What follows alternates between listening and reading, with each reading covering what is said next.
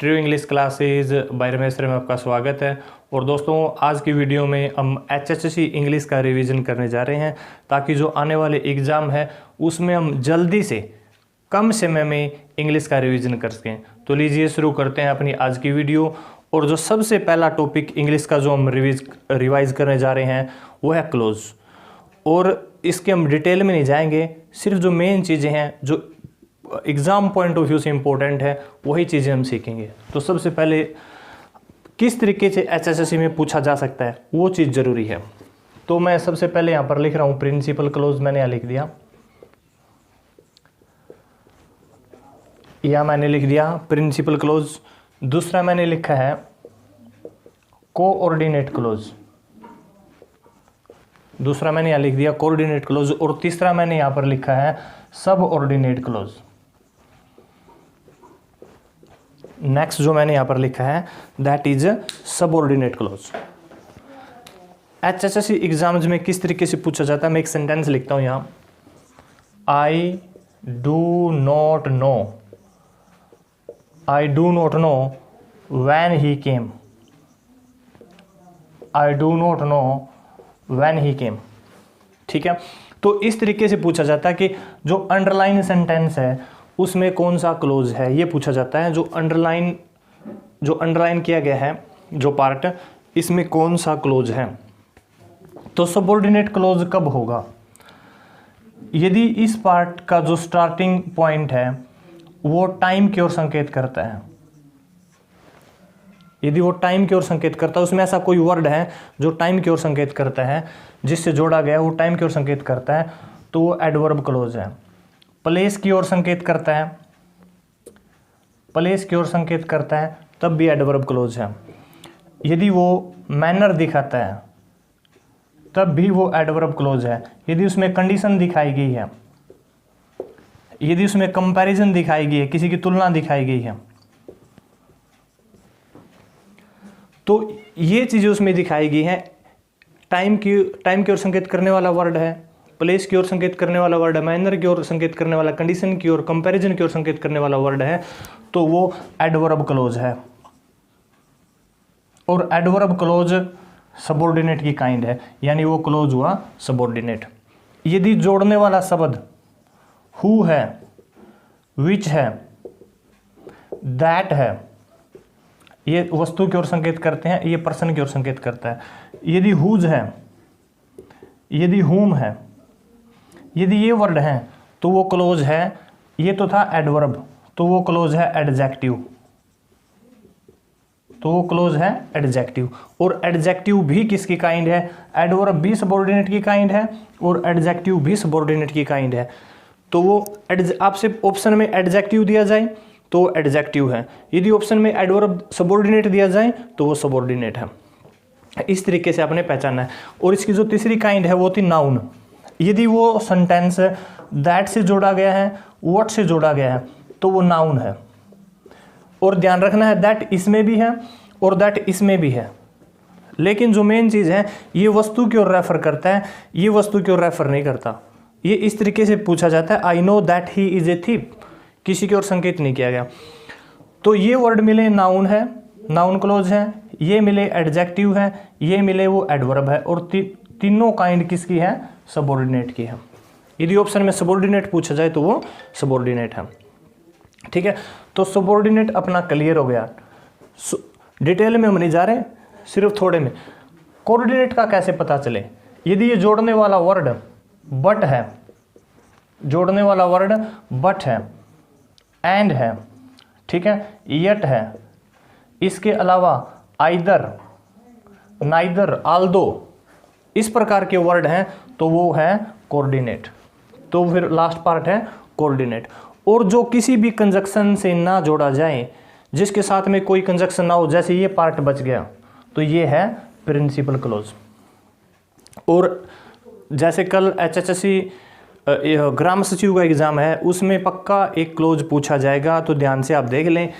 यदि टाइम की ओर संकेत करने वाले वर्ड हैं, प्लेस की ओर संकेत करने वाले वर्ड हैं, मैनर कंडीशन को दिखाएं, जैसे कंपैरिजन को देन दिखाता है, कंडीशन को जैसे इफ़ दिखाता है, और एक वर्ड और हो सकता है इसमें रीजन, जैसे बिकॉज, इस प्रकार के वर्ड, तो वो टाइम है और टाइम एडवर्ब, ठीक है, ये वर्ड है एडजेक्टिव। तो इस तरीके से बिल्कुल आसानी से आपको पहचान सकते हैं इसको, और एक कल एग्जाम में पूछा ही जाएगा।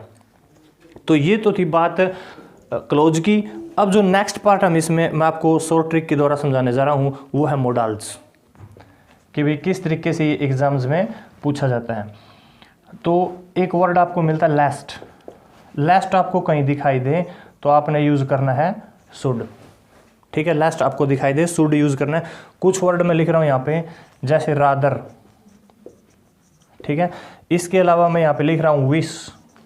नेक्स्ट वर्ड है if I were, next word है इफ़ आई हैड, ध्यान से देखिए इफ़ आई हैड। इसके अलावा लाइक टू, लाइक टू, इसके अलावा टी की बात है, यदि कॉफ़ी की बात है, तो इस प्रकार के जो वर्ड मिले तो आपने यूज़ करना है वुड, तो आपने यूज़ करना है उसमें वुड, ये आपने ध्यान रखना है।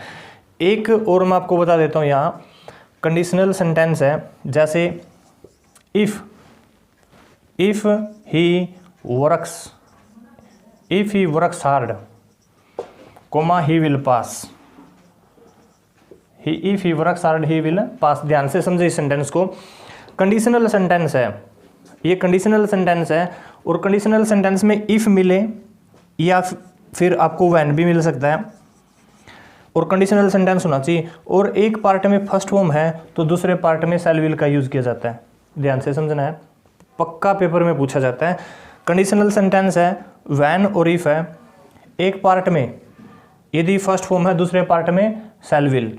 यहाँ यदि सेकंड फॉर्म है तो वहाँ वुड आपने फिल करना होता है। यहाँ यदि हैड प्लस थर्ड दी गई है इस प्रकार के सेंटेंसेस में, तब भी वहाँ आपने वुड का यूज़ करना होता है। Would have third, would have third, यानी मोडाल्स में तो आपने वुड ही फिल करना है। वीडियो पॉज करके आप ध्यान से समझ सकते हो, काफ़ी इंपॉर्टेंट ये सेंटेंसेस हैं, रूल्स हैं कल के एग्जाम के लिए। साइन ऑफ एक्सक्लेमेशन, यानी ये साइन आपको मिले तब आपने मे का यूज़ करना है, ठीक है। नेक्स्ट आपने यूज़ करना है मे का। नेक्स्ट जो इंपॉर्टेंट रूल है सो दैट, सो दैट से पहले आपको फर्स्ट फॉर्म मिले तो बाद में आपने मे का यूज़ करना है। सो दैट से पहले यदि आपको सेकंड फॉर्म मिले तब आपने यहाँ माइट का यूज़ करना है, बाद में माइट का यूज़ करना है, ठीक है। नेक्स्ट इसमें हम बात करते हैं, नेक्स्ट जो ध्यान से समझना है, मैं यहाँ लिख रहा हूँ व्हेन आई वाज, और व्हेन ही वाज भी हो सकता है, व्हेन सी वाज भी हो सकता है। ये रूल ध्यान से समझें, व्हेन आई वाज भी हो सकता है पेपर में, व्हेन ही वाज भी हो सकता है, व्हेन सी वाज भी हो सकता है।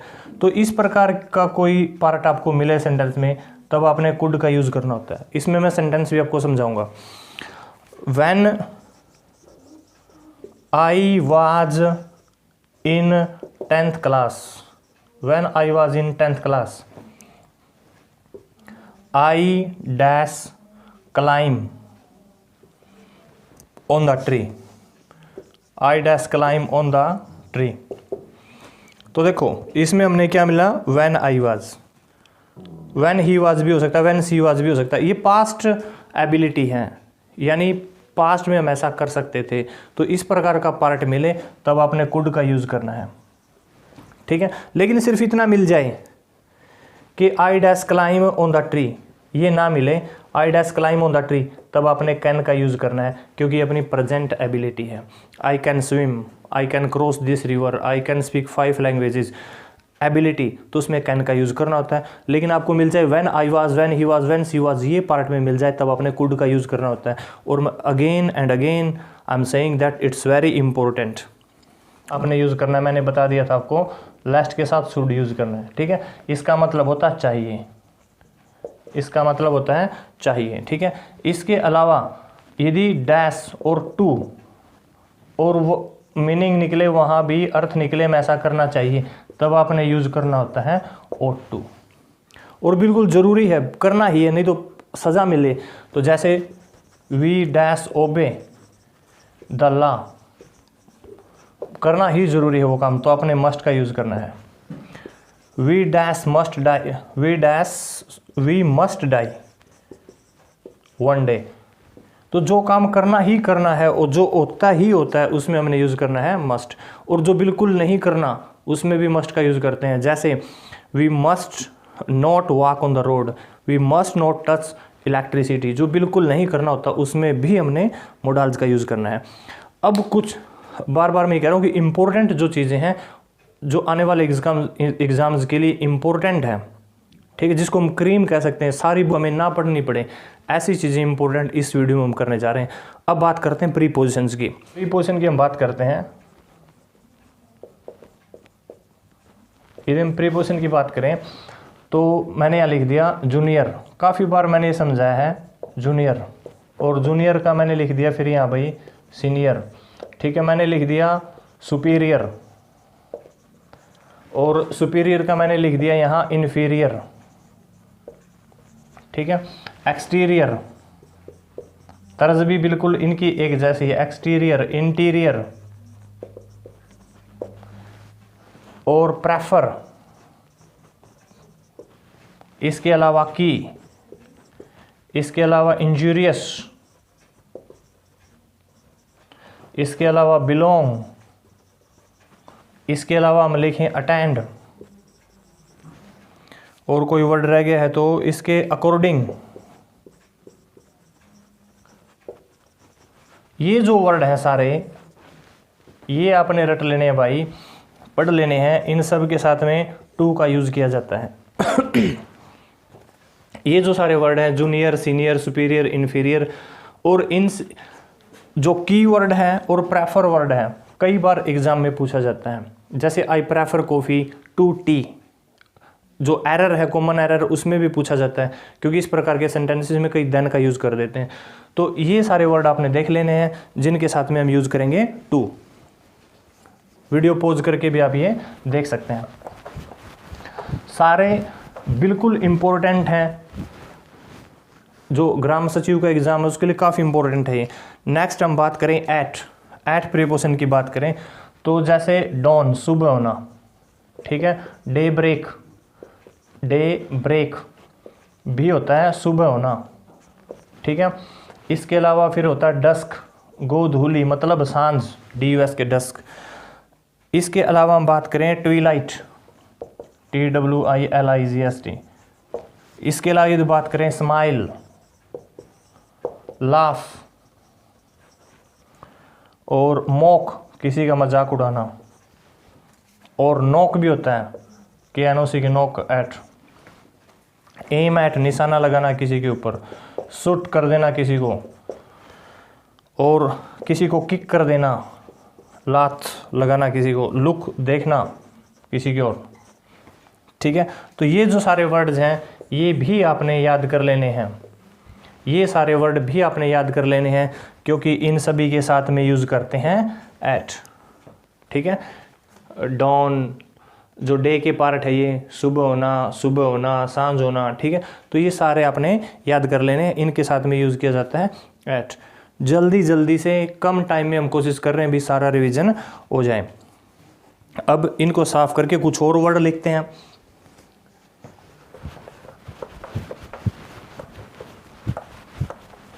कुछ और वर्ड्स हैं, अक्यूज्ड, ACC, दोषी, अपराधी होना, अक्यूज्ड। बोस्ट, सेखी बघारना, बड़ी बड़ी बातें करना। फॉन्ड, शौकीन होना किसी चीज़ का। अवेयर, सचेत होना किसी चीज़ से, ठीक है। और गेट रिड ऑफ, छुटकारा पाना। प्राउड ऑफ, ये आप सभी को पता है, प्राउड ऑफ, गर्व होना। वर्थ ऑफ, कीमत, ठीक है। सॉर्ट ऑफ, किसी चीज़ की कमी। Take care of, take care, देखभाल करना किसी चीज़ की, ठीक है। अफ्रेड, डरना किसी चीज़ से। और भाई फुल, भरा हुआ, श्योर, निश्चित होना। तो ये जो वर्ड्स हैं सारे, जो ये हमने वर्ड लिख दिए, इन सभी के साथ आपने यूज़ करना है ऑफ। इन सारे वर्ड्स के साथ में आपने कौन सी प्रीपोजिशन फिट करनी है, वो है ऑफ।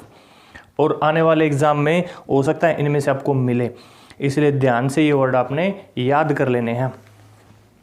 तो नेक्स्ट कुछ वर्ड्स हैं जो आपके लिए और इम्पोर्टेंट हैं, वो मैं लिखवाने जा रहा हूँ। ये वीडियो पॉज करके आप इनको नोट डाउन भी कर सकते हैं। जो नेक्स्ट है, इनका यूज कहाँ करेंगे? किसी भी कंट्री के नाम से पहले, ठीक है, COUNTRY, ठीक है, किसी भी कंट्री के नाम से पहले, किसी भी स्टेट के नाम से पहले, किसी भी कॉन्टिनेंट के नाम से पहले, कोई भी महाद्वीप है, ठीक है, या फिर जैसे the night, the morning, the evening, ठीक है, और द आफ्टरनून। ध्यान से समझिए ये रूल। यदि मॉर्निंग, आफ्टरनून, नाइट, इवनिंग इनके आगे दा लगा हुआ है तो आपने इनका यूज करना है। इनके आगे दा लगा हुआ है तो इनका यूज करना है। कंट्री के आगे भी कोई भी इंडिया है, स्टेट कोई हरियाणा, ठीक है, कॉन्टिनेंट कोई भी एशिया, यूरोप वगैरह, दा का यूज करना है। काफ़ी इंपॉर्टेंट थे ये। और एक वर्ल्ड, इन द वर्ल्ड, वो भी कई बार पेपर में पूछा जाता है, इन द वर्ल्ड, संसार में। ये थे। इन सभी के साथ में मैंने आपको बता ही दिया है, इन सभी के साथ में आपने यूज़ करना है इन। कुछ और प्रीपोजिशंस हैं जो कि बार बार एग्जाम्स में पूछी जाती हैं, उनकी हम बात करने जा रहे हैं। तो सबसे पहले हम बात करते हैं ब्लाइंड। सबसे पहले हम ब्लाइंड, ठीक है, ब्लाइंड के साथ में टू भी आता है। ब्लाइंड के साथ में हम बात ब्लाइंड टू और एक ब्लाइंड ऑफ, एक ब्लाइंड ऑफ। अब टू कब आता है? जब आंख में कोई प्रॉब्लम ना हो, किसी की गलतियों की ओर, जैसे father is blind to the faults of his son, यानी कमियों की, गलतियां, फॉल्ट्स, FAULTS, फॉल्ट्स की जब बात हो, किसी की कमियों की ओर संकेत किया गया हो, तब टू का यूज होता है। ऑफ, जैसे he is blind of one eye, he is blind of one eye, जब आँख में कोई प्रॉब्लम दिखाई जाए कि भी आँख में कोई दिक्कत है, तब यूज़ करना होता है ऑफ का। नेक्स्ट एक डाइड वर्ड है, डाइड, ठीक है, डाइड के साथ में ऑफ का यूज़ भी होता है, डाइड के साथ में फॉर का यूज़ भी होता है, डाइड के साथ में फ्रॉम का यूज़ भी होता है। अब ऑफ कब आएगा? डाइड ऑफ, बीमारी से मर जाना, डिजीज़, किसी बीमारी से मर जाना। ही डाइड ऑफ कैंसर, ठीक है, ही डाइड ऑफ एड्स। और डाइड फॉर देश के लिए, कंट्री के लिए मर जाना, he died for his country, he died for his country. और फ्रॉम कब आता है? जैसे भाई ओवर ईटिंग से मर जाना, ज़्यादा भोजन करने के कारण मर जाना, या हंगर, या फिर भूख से मर जाना। इस प्रकार के कोई वर्ड आए तब आपने यूज करना है फ्रॉम। तो ये काफ़ी इंपॉर्टेंट है, इनको ध्यान से समझना है। हो सकता है कल आपको ये एग्जाम्स में मिल जाएं, इसलिए काफ़ी ध्यान से आपने इनको समझना है। नेक्स्ट एक वर्ड है मैरिड, काफ़ी इंपॉर्टेंट है। नेक्स्ट जो वर्ड है जिसकी हम बात करने जा रहे हैं, that is married. Married to और मैरिड विद, दो वर्ड दो यूज किए जाते हैं। एक होता है मैरिड टू और एक होता है मैरिड विद। अब ये कब यूज़ किया जाता है? यदि हम टू की बात करें तो सेंटेंस में यदि बॉय पहले आए तो टू आता है, यदि सेंटेंस में गर्ल पहले आए, ठीक है, तो फिर विद आता है। जैसे Ram is married, Ram is married as Sita, तो देखो पहले बॉय की बात है, ठीक है, तो यहाँ किसका यूज होगा? टू का। पहले सीता की बात होती तो फिर किसका यूज होता है? यहाँ विद का। काफ़ी इंपॉर्टेंट है कल के एग्जाम्स के लिए, काफ़ी इंपॉर्टेंट है। और कुछ सेंटेंसेस हैं जिनकी हम बात करने जा रहे हैं।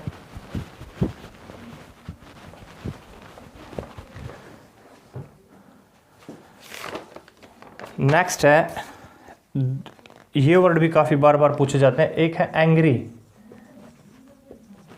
एंग्री काफ़ी पूछा जाता है। एंग्री विद, एंग्री के साथ में विद का यूज़ भी किया जाता है। एंग्री के साथ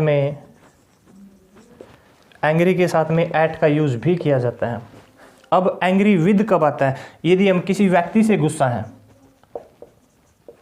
यदि हम किसी व्यक्ति से गुस्सा हैं, आई एम एंग्री विद यू, किसी व्यक्ति से गुस्सा है तो विद का यूज होता है।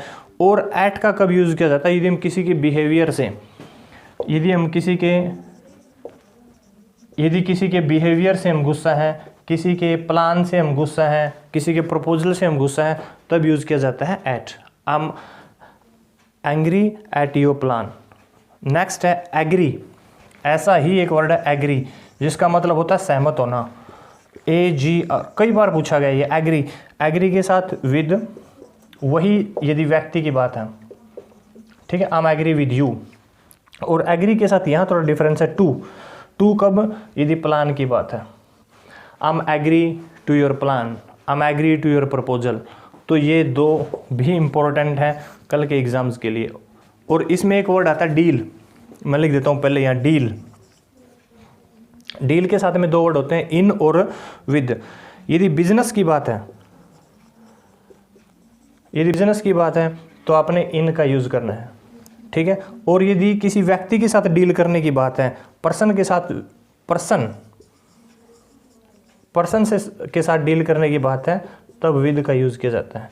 और एक वर्ड और मैं लिख देता हूँ, हो सकता है ये इंपॉर्टेंट है, गुड के साथ में एट का यूज किया जाता है, गुड के साथ में एट। तो ये कुछ वर्ड थे जो प्रीपोजिशन के जो इंपॉर्टेंट थे, जो कल के एग्जाम्स के लिए काफ़ी इंपॉर्टेंट है, आने वाले और एग्जाम्स के लिए भी काफ़ी इंपॉर्टेंट है। ये प्रीपोजिशंस के थे। अब जो हम बात करने जा रहे हैं जीरो आर्टिकल की,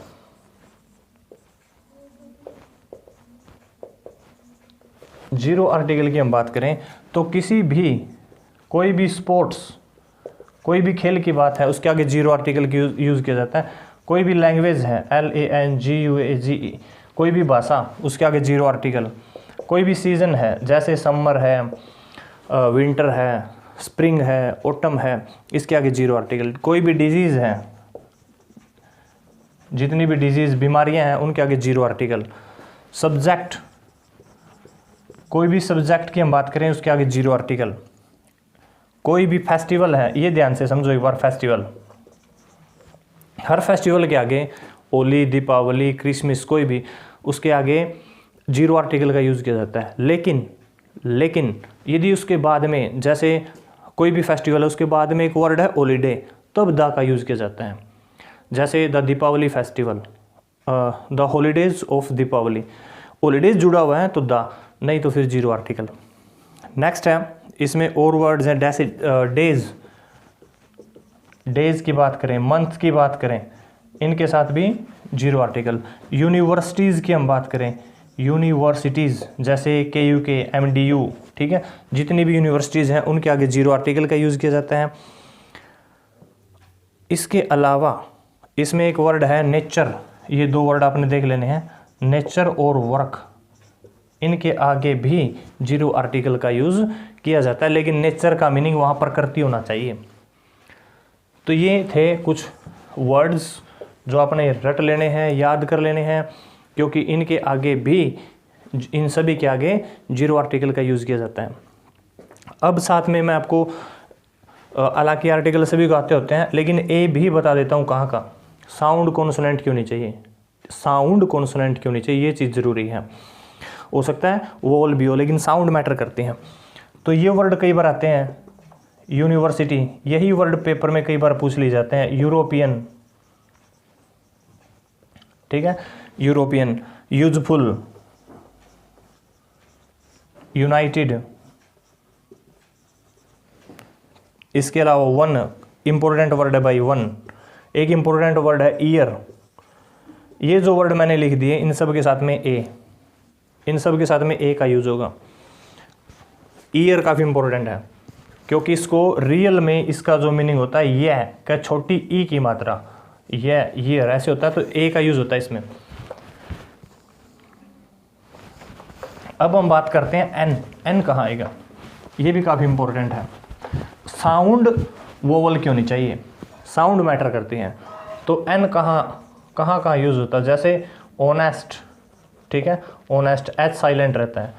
honour, HONOUR, honour, H silent रहता है। HOUR, आवर, एच साइलेंट रहता है, ठीक है। इसके अलावा इसमें कुछ और वर्ड्स हैं, ऑनरेबल, HONOURABLE, ठीक है।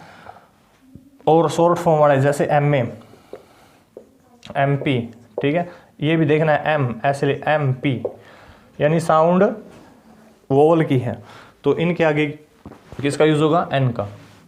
ये था आर्टिकल का। अब जो नेक्स्ट चैप्टर है वो है आपका टेंस। यहाँ मैं लिख रहा हूँ भाई कुछ वर्ड, ऑलवेज, डेली और एवरी, ठीक है, यूजुअली, ऑफन। ध्यान से समझें, ये वर्ड आपको पेपर में मिले, ये वर्ड आपको पेपर में मिले सारे, या फिर आपको ट्रूथ मिल जाए। ट्रूथ, सच, क्या होता है ट्रूथ, मतलब जैसे the sun sets in the west, the sun rises in the east, 2 and 2 make 4, मतलब जो सच बात है, सारी दुनिया जिसको माने, सच आपको मिले या फिर ये वर्ड आपको मिले, तब आपने क्या करना है। यदि पेपर में एक व्यक्ति की बात है, पेपर में सिंगुलर की बात है, एक व्यक्ति की बात है, तो जो ब्रैकेट में वर्ड है, जैसे ब्रैकेट में गो है, तो उसको उसके साथ में आपने एस या ES का यूज़ करना है, ठीक है। यदि ज़्यादा व्यक्तियों की बात है और ब्रैकेट में गो है और ये वर्ड मिले, तो आपने SES नहीं लगाना है, ठीक है। और ब्रैकेट में यदि एक व्यक्ति है लेकिन साथ में सेंटेंस में नोट भी है, एक तो है लेकिन नोट है, तब आपने अपने पास से डज लेकर आना है, ठीक है। और नोट सेंटेंस में है और जो ब्रैकेट का गो है वो आपने सेम रख देना है, जो ब्रैकेट का वर्ड है। यदि ज़्यादा है और सेंटेंस में नोट भी है, तब अपने पास से आपने डू लेकर आना है, नोट सेंटेंस में मिलेगा, ठीक है। और जो ब्रैकेट का वर्ड है, मान लिया जैसे गो है, वो आपने सेम रख देना है। प्रेजेंट इंडेफिनेट क्लियर, ध्यान से समझें, एक बार फिर आपको बता देता हूँ। ये वर्ड मिले, आदत की ओर संकेत करते हैं, हैबिट। ट्रूथ का कोई वर्ड मिले और एक व्यक्ति की बात है, ठीक है, तो जो ब्रैकेट में है उसके SES लगाना है।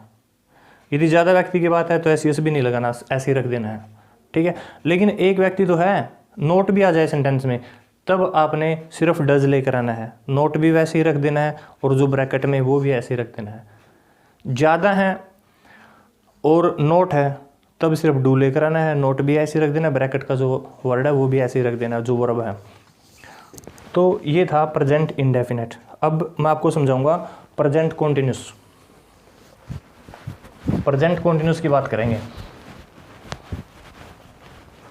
प्रेजेंट कॉन्टिन्यूस में आपको मिले स्टिल, आपको मिल जाए भाई पेपर में नाउ, आपको पेपर में मिल जाए at this moment, at this moment, आपको पेपर में मिल जाए at this time, at this time, ठीक है।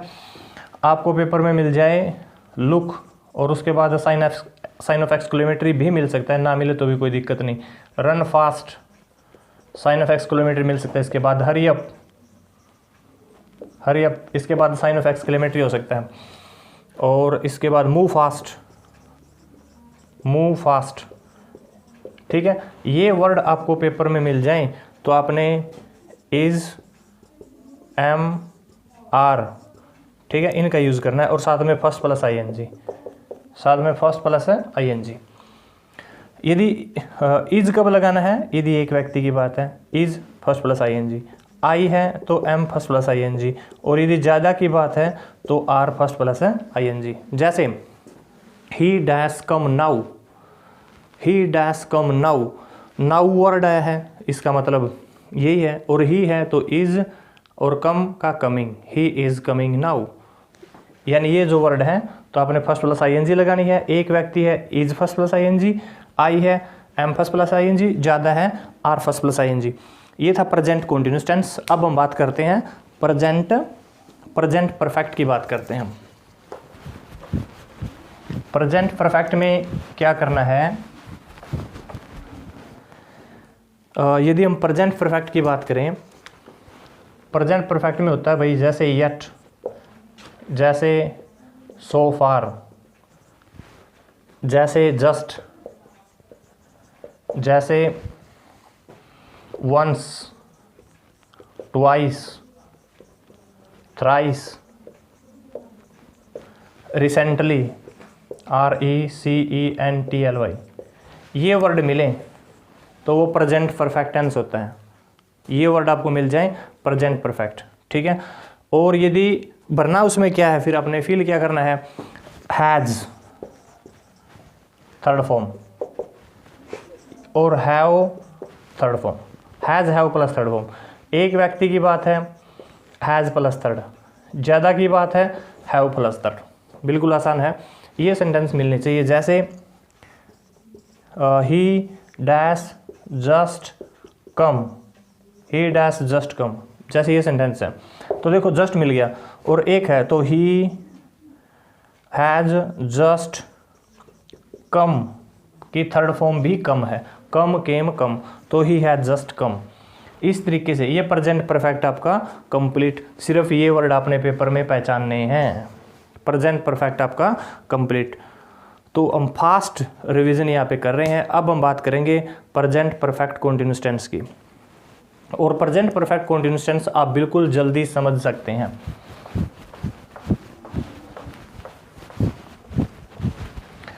बात करें प्रेजेंट परफेक्ट कॉन्टिन्यूअस टेंस की तो सिर्फ ये देखना है आपने, सिंस, ये देखो फॉर, इसके बाद आपको मिल जाए टाइम, इसके बाद आपको टाइम मिल जाए और सेंटेंस वहाँ हो जाए ख़त्म, ठीक है।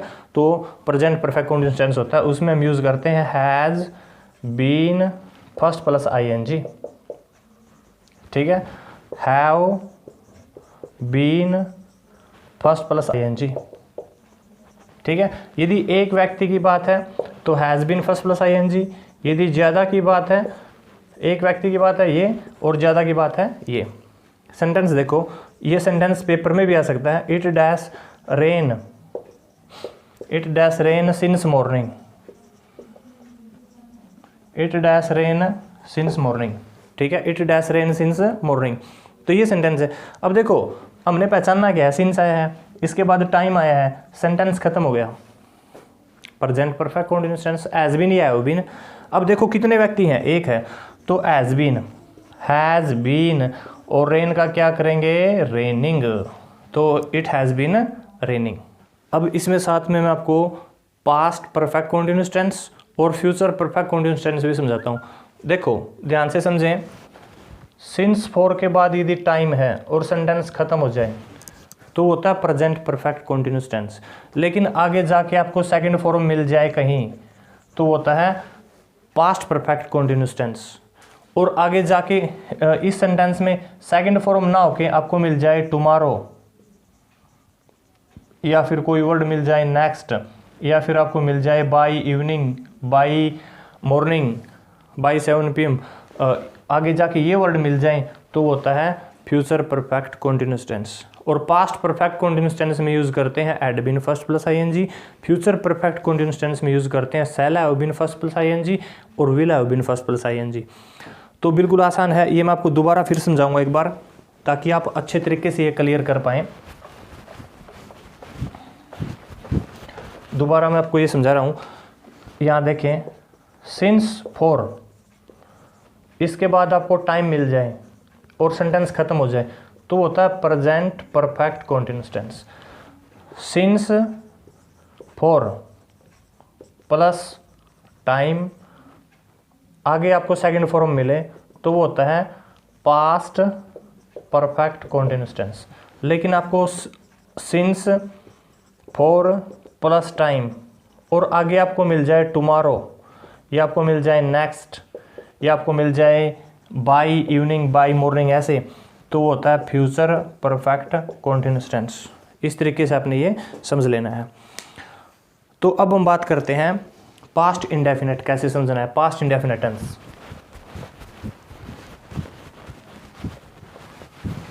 यदि हम बात करें पास्ट इंडेफिनिट की तो आपको मिले पेपर में लास्ट, आपको मिल जाए एगो, आपको मिल जाए लॉन्ग एगो,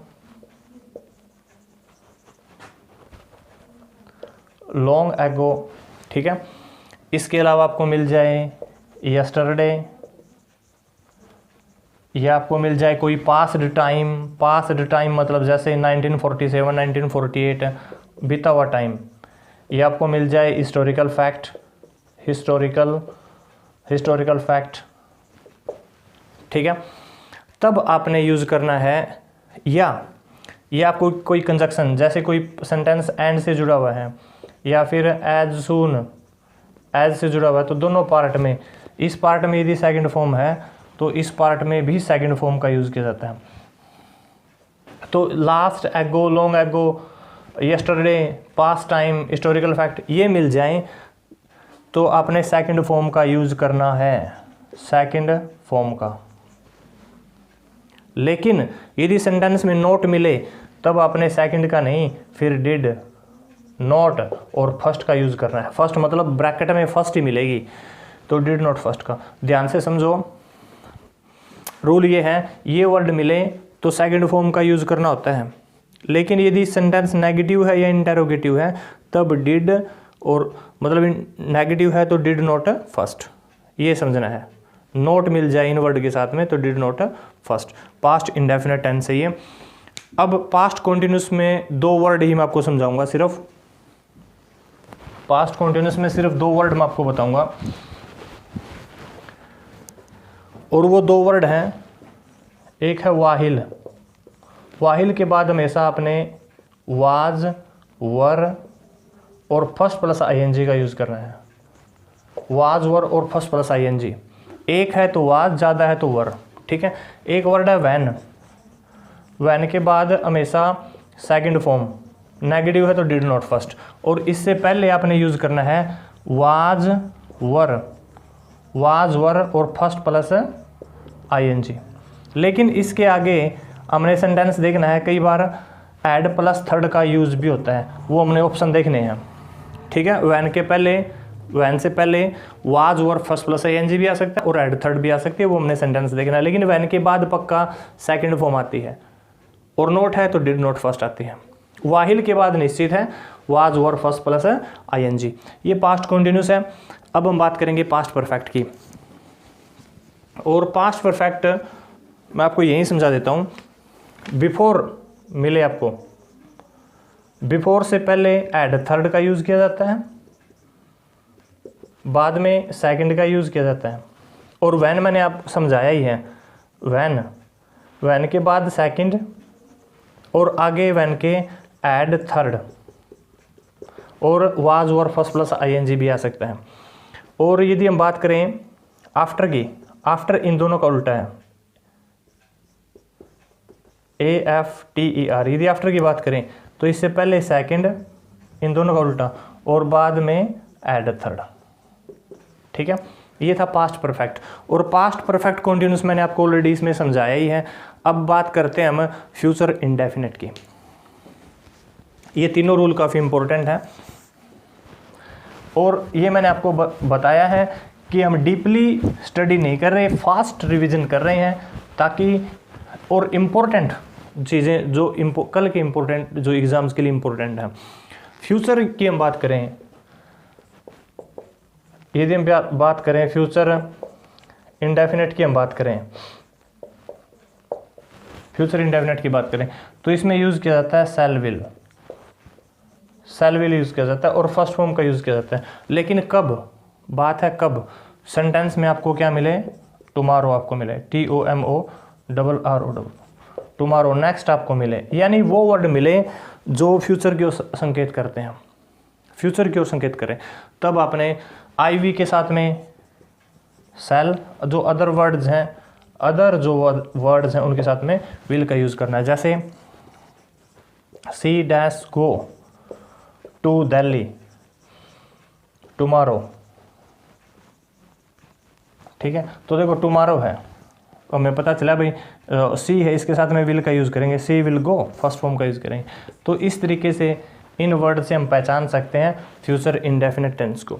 और कंडीशनल सेंटेंस मैंने ऑलरेडी आपको समझाया था, मोडाल्स में मैंने आपको समझाया था, इफ़ मिले, एक पार्ट में फर्स्ट फॉर्म मिले, दूसरे में सेल विल, ठीक है। लेकिन यदि सेल विल दिया गया है और एक दूसरी जगह ब्लैंक्स है तो उसमें फर्स्ट फॉर्म का यूज़ करेंगे, वो रूल मैंने ऑलरेडी आपको समझाया है। अब हम बात करते हैं future continuous. Future continuous rule मिलता है प्रेजेंट कंटीन्यूअस टेंस से। अब मैं एक बार समझाऊंगा आपको। उसमें मैंने कुछ वर्ड लिखे थे, प्रेजेंट कंटीन्यूअस टेंस में वर्ड लिखे थे मैंने at present, at present, at this time, ठीक है, ये वर्ड लिखे थे। At this moment, at this moment, ये वर्ड लिखे थे। ये वर्ड मिले तो प्रेजेंट कंटीन्यूअस टेंस होता है, लेकिन हम बात कर रहे हैं फ्यूचर कंटीन्यूअस टेंस की। तो इनके साथ में आपको कहीं ना कहीं टुमारो या नेक्स्ट मिल जाए तो फिर ये बन जाता है future continuous tense. Future continuous tense बन जाता है। इसमें फिर क्या यूज करते हैं, shall be first plus ING और will be first plus ING. I we के साथ शैल बी और अदर्स के साथ में हम यूज करते हैं विल बी। ये आपने, ये अकेले वर्ड है तो प्रेजेंट कंटीन्यूअस टेंस, यदि टुमारो नेक्स्ट इनके साथ में आ जाता है तो फ्यूचर कंटीन्यूअस टेंस बन जाता है। अब लास्ट टेंस रहता है वो है फ्यूचर परफेक्ट। फ्यूचर परफेक्ट को किस तरीके से पहचानेंगे वो भी इस वीडियो में मैं आपको बताने जा रहा हूँ।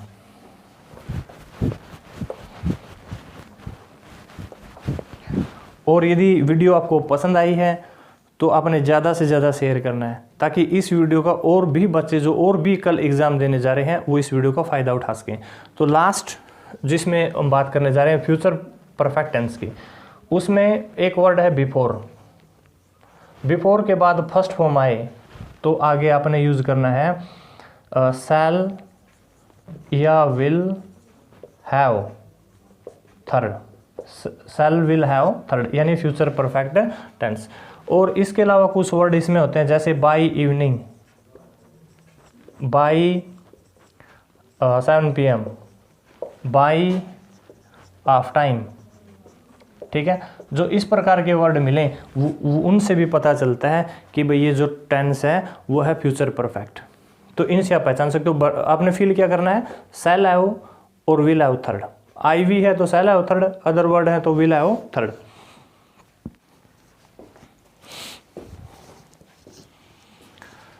अब हम बात करते हैं कुछ इंपॉर्टेंट रूल्स कंजक्शन के। तो कंजक्शन में मैं लिख देता हूं कंजक्शन। कंजक्शन में आपने ध्यान रखना है आइदर के साथ और का यूज करना है, नाइदर के साथ नॉर, नॉट ओनली के साथ बट आल्सो, बोथ के साथ एंड, नो सूनर के साथ देन, इंपॉर्टेंट है ये। और ये काफ़ी इंपॉर्टेंट है हार्डली, स्केर्सली के साथ व्हेन, टू है आगे टू आता है। सेंटेंस हमेशा नेगेटिव होता है, जैसे he is too weak to walk, वो इतना कमज़ोर है चल नहीं सकता। और आल्दो के साथ में yet, Aldous he is poor yet he is honest, यानी वो गरीब है लेकिन फिर भी ईमानदार है। तो ये वीडियो पॉज करके भी आप देख सकते हो, स्क्रीनशॉट भी ले सकते हो। ये रूल कंजक्शंस के काफ़ी इंपॉर्टेंट हैं। तो कुछ स्पेलिंग्स की हम बात करने जा रहे हैं इसमें, जो कि काफ़ी इंपॉर्टेंट है। एक वर्ड है वैक्यूम, बार बार पूछा जाता है, VACW होता है भाई, ध्यान से समझें। अब एस्टेट में भी स्पेलिंग पूछी गई थी, CC नहीं होता, WU होता है, W, VACW है वैक्यूम की स्पेलिंग। एक वर्ड आता है अकोमोडेट, ACCOMMODATE, अकोमोडेट, ये स्पेलिंग भी काफ़ी पूछी जाती हैं। एक वर्ड है ट्रूली, TRULY, कई बच्चे यहाँ ई कर देते हैं जो कि नहीं आता।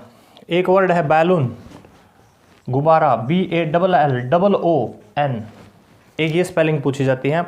एक सिगरेट, ये स्पेलिंग सबको आती मिलेगी, CIGARETTE, ये स्पेलिंग पूछी जाती है। नेक्स्ट है कमेटी, COMMITTEE, ये स्पेलिंग।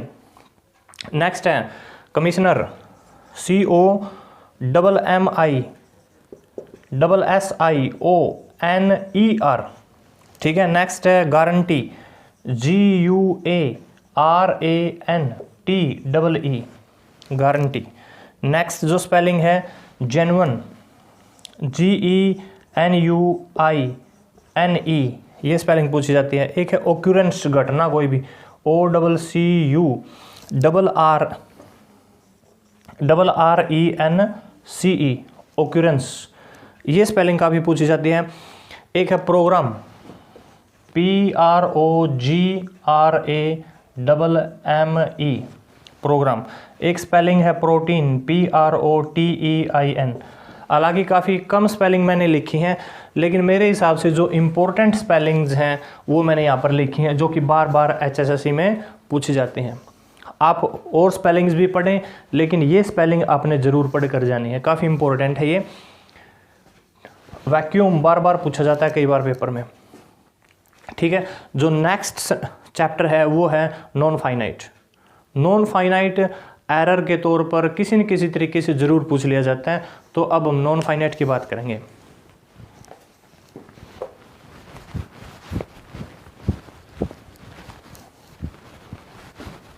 तो नॉन फाइनाइट की हम बात करें, यहाँ मैंने ये वर्ब की काइंड है, वर्ब की दो काइंड है, एक है फाइनाइट, एक फाइनाइट एक नॉन फाइनाइट। तो नॉन फाइनाइट भी कई, और इसकी भी 3 काइंड है, यहाँ लिख देते हैं। एक है इन्फिनिटिव,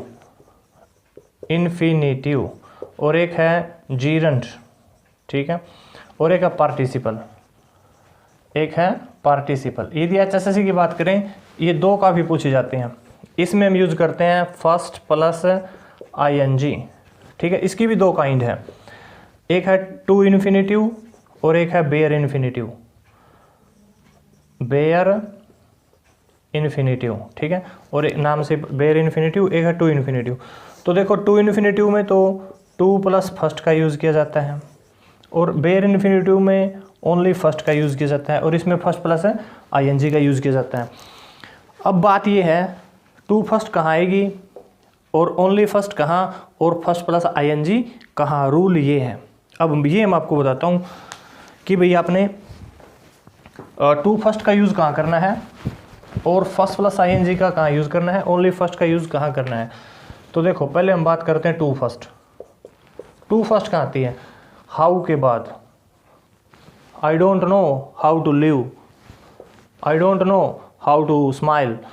तो हाउ के बाद, वेयर के बाद, और व्हाट के बाद, I don't know what to do, ठीक है। इनके बाद 2 फर्स्ट का यूज़ किया जाता है।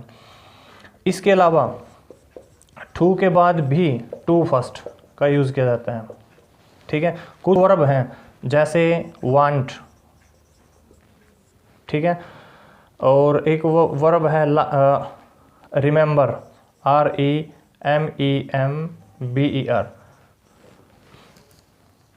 वांट, अरेंज, ठीक है, मैनेज। कुछ वर्ब्स हैं जिनके बाद यूज़ किया जाता है 2 प्लस 2 फर्स्ट का यूज़ किया जाता है, ठीक है। एक अकेला यूज्ड दिया गया है, एक अकेला ओट दिया गया है, तो इनके बाद भी अकेले दिए गए हैं तो इनके साथ में 2 नहीं होना चाहिए, इनके बाद भी 2 फर्स्ट का यूज़ किया जाता है। तो ये आपने याद रखना है। अब हम बात करें कि भाई ओनली फर्स्ट कहाँ यूज़ किया जाता है, यानी बेयर इन्फिनिटिव का यूज़ कहाँ होता है। एक बेयर इन्फिनिटिव की हम बात करें, बेयर इन्फिनिटिव की बात करें, एक होता है वर्ड लेट के बाद आपने ओनली फर्स्ट का यूज़ करना। एक जितने भी मोडाल्स हैं कैन, कुड, मे, माइट, उनके बाद भी ओनली फर्स्ट का यूज़ किया जाता है, ठीक है। एक डू के बाद भी, एक डज के बाद भी फर्स्ट, एक डिड के बाद भी फर्स्ट का यूज़ किया जाता है। इसके अलावा यूज्ड टू दिया गया है तो फर्स्ट, ओट टू दिया गया है इसके बाद भी फर्स्ट। इसके अलावा हैड, बेटर, ठीक है, वुड, रादर, वुड, सुनर, ये कुछ वर्ड्स हैं, इनके बाद भी ओनली फर्स्ट का यूज़ किया जाता है, जो आपने याद रखना है। अब हम बात करते हैं फर्स्ट प्लस ING कहाँ यूज़ करेंगे। फर्स्ट प्लस ING एरर में भी काफ़ी काम आते हैं ये। अब हम बात करते हैं भाई फर्स्ट प्लस ING यानी जीरंट, फर्स्ट प्लस ING। तो सबसे पहली बात है जितनी भी प्रीपोजिशंस हैं उनके बाद 2 को छोड़ के फर्स्ट प्लस ING का यूज़ किया जाता है। दूसरा, आपको सेंटेंस में वर्थ मिल जाए फर्स्ट प्लस आईएनजी के बाद, बीजी मिल जाए फर्स्ट प्लस आईएनजी के बाद, और ये वर्ड आया था एस्टेट में पूछा गया था। माइंड आपको मिल जाए first plus ING, it is no use, it is no use के बाद भी फर्स्ट प्लस आईएनजी। नो कुछ वर्ड्स और हैं जो हम देखेंगे जिनके साथ में फर्स्ट प्लस आईएनजी आता है। नो यूज़, नो यूज़ के बाद भी फर्स्ट प्लस आईएनजी, ठीक है। नो गुड, नो गुड के बाद भी फर्स्ट प्लस आईएनजी। कुछ वर्ड हैं जैसे हेट, यहाँ मैं लिख रहा हूँ जैसे हेट। इसके अलावा यदि हम बात करें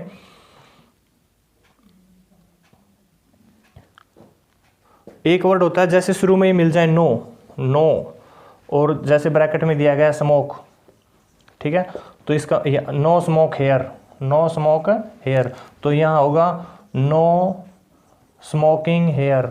जैसे no, no dash park, no dash park here, तो नो पार्किंग हेयर। तो ये कुछ वर्ड्स हैं जिनके साथ में फर्स्ट प्लस आईएनजी। एक दो वर्ड और हैं जिनके साथ में फर्स्ट प्लस आईएनजी यूज किया जाता है, और सारे सेंटेंस काफ़ी इंपॉर्टेंट है, जितने भी रूल हैं काफ़ी इंपॉर्टेंट है। एक वर्ड है ऑब्जेक्टेड टू, ऑब्जेक्टेड टू। एक वर्ड है एडिक्टेड, एडिक्टेड टू। एक वर्ड है जो आजकल व्हाट्सएप पे काफ़ी होता है फॉरवर्ड, फॉरवर्ड टू। इनके बाद भी फर्स्ट प्लस आईएनजी का यूज़ किया जाता है। टू के बाद हमेशा फर्स्ट आती है मोस्टली प्लेसेस पर, लेकिन इन वर्ड के बाद आपने ध्यान रखना है फर्स्ट प्लस आईएनजी का यूज़ होगा। जैसे he is addicted to smoking, he is addicted to drinking, तो इनके बाद भी फर्स्ट प्लस आईएनजी का यूज़ होगा। तो ये वो रूल्स हैं जो हम जल्दी जल्दी से इम्पोर्टेंट रूल आपको करवा रहे हैं ताकि जल्दी से आप आने वाले एग्ज़ाम्स के लिए रिवीजन कर सकें। तो अब हम बात करने जा रहे हैं कुछ और जो इम्पोर्टेंट चैप्टर्स हैं उनकी। नाउन, प्रोनाउन, एडजेक्टिव, एडवर्ब, इनको भी हम जल्दी जल्दी से समझने की कोशिश करेंगे। मतलब संज्ञा, किसी वस्तु का नाम, किसी व्यक्ति का नाम, किसी स्थान का नाम, कोई गुण भी हो सकता है, ठीक है। जो चीज़ हमें दिखाई दे रही है वो सारी नाउन है। तो नाउन की 5 काइंड है, there are 5 kinds of noun. सबसे पहले है कोलेक्टिव, ठीक है, समूहवाचक जिसको बोलते हैं। जैसे भाई आर्मी, जो कई सोल्जर से बने, ठीक है। क्लास, जिसमें कई स्टूडेंट हों, ठीक है। ज्यूरी, इस प्रकार के वर्ड जिसमें कई जज हों, ठीक है। बैंड, जिसमें कई म्यूजिशियन है। गैंग, ठीक है। ग्रुप ऑफ रॉबर्स, तो इस तरीके से team, team, group of players. तो इनको पूछा जाए तो ये सारे कोलेक्टिव नाउन है। यदि हम बात करें एब्स्ट्रैक्ट, इस नाउन को हम एब्स्ट्रैक्ट भाववाचक जिसको हम बोलते हैं, इसको हम देख नहीं सकते। We can't see, we can't touch, but we can feel, इसको हम फील कर सकते हैं। एब्स्ट्रैक्ट नाउन में जैसे भाई पॉवर्टी, ठीक है, गरीबी दिखाई नहीं देगी। हैप्पीनेस, ठीक है, पेन, दर्द, इस प्रकार के जो वर्ड हैं वो इसमें मिलेंगे। पेपर में इनको आप सिलेक्ट कर सकते हो। जैसे फिर नेक्स्ट है इसमें भाई मटेरियल, जिसको हम बोलते हैं द्रव्यवाचक। इसमें धातु मिलेंगे जैसे गोल्ड, ठीक है, सिल्वर, ये। इसके अलावा इसमें आपको कुछ वर्ड ये पूछे जाते हैं, टी, वाटर, ठीक है, जूस, कॉफ़ी, जूस, ये वर्ड पूछे भी जाते हैं। ये किस में है? मटेरियल में हो सकता है, कल ही आपके पेपर में पूछा जाए। मटेरियल, ये मटेरियल में है। और यदि हम बात करें इसके अलावा इसमें है कॉमन, कॉमन में, ठीक है, जैसे भाई पेन, जैसे टेबल, जैसे इरेजर, जैसे शॉर्पनर, कोई भी, मतलब ये कॉमन में है। प्रॉपर में यदि हम बात करें, प्रॉपर, प्रॉपर में जैसे भाई सचिन, सचिन तेंदुलकर, जैसे ताजमहल, द ताजमहल, तो ये कौन से हैं? प्रॉपर है। ये सारे नाउन हैं। तो अब बात करते हैं प्रोनाउन की। तो इस तरीके से आप इनको आराम से सिलेक्ट कर सकते हैं। सिंपल ही चीज़ें नाउन में पूछी जाती हैं। अब बात करते हैं pronoun. Pronoun words which are use at the place of noun, यानी वो शब्द जो नाउन की जगह है वो प्रोनाउन है। तो देख लेते हैं प्रोनाउन, ठीक है। जो नाउन की जगह है वो वर्ड कौन सा है, प्रोनाउन है। जैसे Ram is my best friend, Ram is my best friend, ठीक है। He is my class fellow, he is my class fellow. अब देखो राम की जगह मैंने ही लिख दिया तो ही प्रोनाउन है, तो ही है प्रोनाउन। डिटेल में आप इसके बारे में बुक्स में पढ़ सकते हैं। इसकी कुछ काइंड्स हैं, एक दो काइंड्स का हम जिक्र करेंगे यहाँ पर। जैसे रिफ्लेक्सिव है, रिफ्लेक्सिव, ठीक है। और दो में गड़बड़ रहती है, इम्फेटिक, ठीक है। इम्फेटिक और रिफ्लेक्सिव में काफ़ी गड़बड़ रहती है पेपर में। तो रिफ्लेक्सिव में इस प्रकार के वर्ड यूज होते हैं, जैसे माई सेल्फ, जैसे हिमसेल्फ, जैसे हर सेल्फ। और यही वर्ड, सेम वर्ड इम्फेटिक में भी यूज होते हैं, सेम वर्ड इम्फेटिक में यूज होते हैं, देम सेल्व्स, आवर सेल्व्स। फिर कैसे पता चले ये रिफ्लेक्सिव है या इम्फेटिक है, तो मैं आपको बताता हूँ। इम्फेटिक का मतलब होता है जोर देना, प्रभाव देना। अब देखो, he did that work, he did that work himself, ठीक है। ये रिफ्लेक्सिव है, क्यों, मैं बताऊंगा आपको। He himself did that work, he himself did that work. अब देखो, सब्जेक्ट के तुरंत बाद ये वर्ड आए तो इम्फेटिक है, सब्जेक्ट के तुरंत बाद ना आकर कहीं और आपको मिले तो फिर ये रिफ्लेक्सिव है, फिर ये रिफ्लेक्सिव प्रोनाउन है। सब्जेक्ट के तुरंत बाद आए तो इम्फेटिक है, कौन से word, himself, herself, themselves, ourselves, ये वर्ड। और सब्जेक्ट में और कहीं मिले, सब्जेक्ट के तुरंत बाद ना हो तो फिर वो रिफ्लेक्सिव है। तो प्रोनाउन की हम बात कर रहे हैं डिटेल में। आप इसमें हम पहले बता रहा हूँ, मेन चीज़ें जो इंपॉर्टेंट हैं वो मैं आपको करवा रहा हूँ। एक इसमें डेमोन्स्ट्रेटिव कई बार पूछ लिया जाता है, डेमोन्स्ट्रेटिव, ठीक है। तो डेमोन्स्ट्रेटिव में कौन से वर्ड यूज होते हैं, जैसे दैट, जैसे दिस, ठीक है, दीज, दोज, इस प्रकार के वर्ड यूज होते हैं।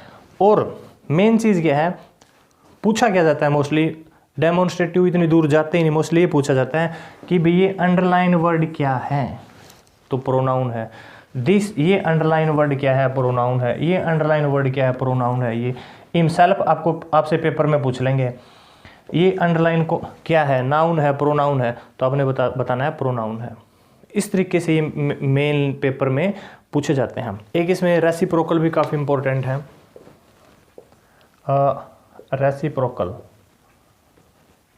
रेसिप्रोकल में दो वर्ड यूज होते हैं, एक तो होता है ईच अदर और एक यूज होता है इसमें वन अनदर, एक यूज होता है इसमें वन अनदर, ठीक है। ये इसलिए इंपॉर्टेंट है क्योंकि ये तो होता है दो के लिए यूज, फॉर टू, और ये मोर देन टू। तो भाई इसमें मैं कंप्लीट सारी काइंड्स आपको नहीं करवा रहा, जो इंपॉर्टेंट मुझे लग रही हैं, जो जल्दी से हम रिवाइज कर सकते हैं वो इसमें करवा रहे हैं। बाकी इसमें काइंड्स और भी हैं, यदि हम बात करें डिस्ट्रीब्यूटिव इसमें है, इंटेरोगेटिव इसमें है, वो सारी चीज़ें हो सकता है आपने पढ़ी होगी, लेकिन जिसमें हम सिर्फ इंपॉर्टेंट चीज़ें ही पढ़ रहे हैं। यदि अब हम बात करें एडजेक्टिव, अब हम बात करते हैं एडजेक्टिव। एडजेक्टिव मतलब विशेषण, ठीक है, जो नाउन और प्रोनाउन की विशेषता बताए, विच क्वालिफाइज नाउन और प्रोनाउन, जो नाउन और प्रोनाउन की विशेषता बताए। जैसे ही इज इंटेलिजेंट, देखो अब ही क्या है, ही नाउन है, नाउन की विशेषता बता दी, भी नाउन इंटेलिजेंट है, विशेषता बता दी। तो इंटेलिजेंट आपसे कोई पेपर में पूछे तो आप बता सकते हैं ये क्या है, एडजेक्टिव है, जो नाउन और प्रोनाउन की विशेषता बताएं। अब इसकी काइंड्स काफ़ी हैं। यदि हम बात करें प्रॉपर एडजेक्टिव है, ठीक है, बात करें हम quality, adjective of quality, adjective of quantity, adjective of number, कई हैं जो गुण की ओर संकेत करे, जो मात्रा की ओर संकेत करे, जो संख्या की ओर संकेत करे, अनिश्चित, वो सारी आप डिटेल में पढ़ें। तो हम फास्ट ये चीज़ें बता रहे हैं आपको। विशेषण मोस्टली यही पूछा जाता है कि ये जो अंडरलाइन वर्ड है वो कौन सा है, तो आपने बताना भी ये एडजेक्टिव है, ठीक है। प्रॉपर में हो सकता है, प्रॉपर एडजेक्टिव कौन सा होता है, जैसे भाई इंडियन है, जैसे अमेरिकन है, जैसे ऑस्ट्रेलियन है, ये प्रॉपर हो गया, ठीक है। क्वालिटी, किसी का गुण बताया जाए, ही इज़ इंटेलिजेंट, ठीक है, he is black, he is beautiful, ये इसके गुण है। क्वांटिटी की मात्रा के बारे में बताया जाए, नंबर के बारे में बताया जाए, तो इस तरीके से आप पहचान सकते हो एडजेक्टिव को। अब लास्ट है एडवर्ब। जल्दी जल्दी से हमने इसका रिवीजन करना है। लास्ट हम बात करते हैं एडवर्ब। ये भी पेपर में पूछा जाता है, एडवर्ब, ठीक है, क्रिया विशेषण, क्रिया विशेषण, ठीक है। एडवर्ब जो वर्ब में भी कुछ जोड़ दे, ठीक है, ऐड कर दे वर्ब में भी कुछ, वर्ब की भी विशेषता बता सकता है ये, और एडजेक्टिव की भी विशेषता बता सकता है, और खुद एडवर्ब की भी विशेषता बता सकता है, ठीक है, उसको एडवर्ब बोलते हैं। जैसे he comes slowly, he come slowly, तो जो स्लोली वर्ड है वो कम्स की विशेषता बताता है। ही वह आता है, कैसे, धीरे धीरे, तो वो कम वर्ब है, वर्ब की विशेषता बताई, तो ये एडवर्ब है। ही कम्स वेरी स्लोली, बहुत धीरे, तो वेरी भी एडवर्ब है, क्योंकि इसमें स्लोली की विशेषता बता दी। स्लोली खुद एडवर्ब है, एडवर्ब ने एडवर्ब की विशेषता बताई है, तो ये भी एडवर्ब है, ये भी एडवर्ब है, क्योंकि एडवर्ब ने एडवर्ब की विशेषता बताई है। और एडवर्ब की कई काइंड है। एडवर्ब ऑफ टाइम, वो वर्ड जो समय की ओर संकेत करें वो एडवर्ब तो होते हैं, एडवर्ब ऑफ टाइम। जो प्लेस, वो वर्ड जिनसे प्लेस का पता चले, जैसे वेयर, ठीक है, तो वो सारे हैं वेर एवर, वो हैं एडवर्ब ऑफ प्लेस, हो गए वो सारे एडवर्ब, ठीक है। जिसमें कंपैरिजन दिखाया जाए, जिसमें तुलना दिखाई जाए, वो वर्ड भी एडवर्ब में आते हैं। जिसमें रीजन दिखाया जाए, मतलब कारण, जिसमें कंडीशन दिखाई जाए, ठीक है, जिसमें मैनर दिखाया जाए, वो सारे किस में आते हैं, एडवर्ब में आते हैं। इसके अलावा लास्ट में हम बात करते हैं ट्रांजिटिव वर्ब और इंट्रांजिटिव वर्ब की भी हम बात करते हैं, क्योंकि ये भी पेपर में पूछ लिया जाता है। लास्ट और बिल्कुल लास्ट में हम बात करते हैं ट्रांजिटिव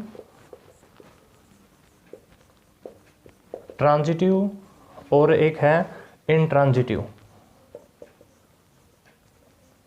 ट्रांजिटिव और इंट्रांजिटिव। इसको मतलब सकर्मक, जिसमें क्रम की ज़रूरत पड़े। इंट्रांजिटिव अकर्मक, जिसमें क्रम की ज़रूरत ना पड़े, ऑब्जेक्ट की जिसमें ज़रूरत ना पड़े, जिसमें बिना ऑब्जेक्ट के काम चल जाए।